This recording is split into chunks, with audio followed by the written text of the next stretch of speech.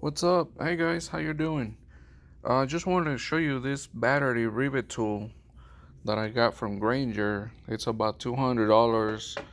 Uses the same batteries as our drills.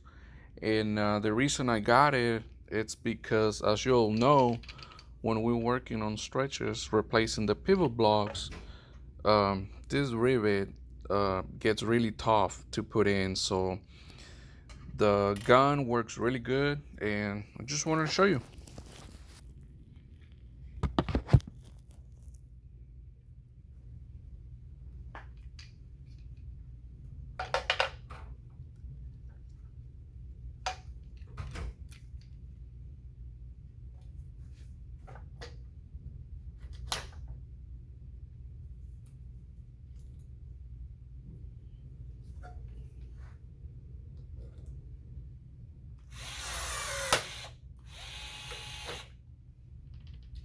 So that's it.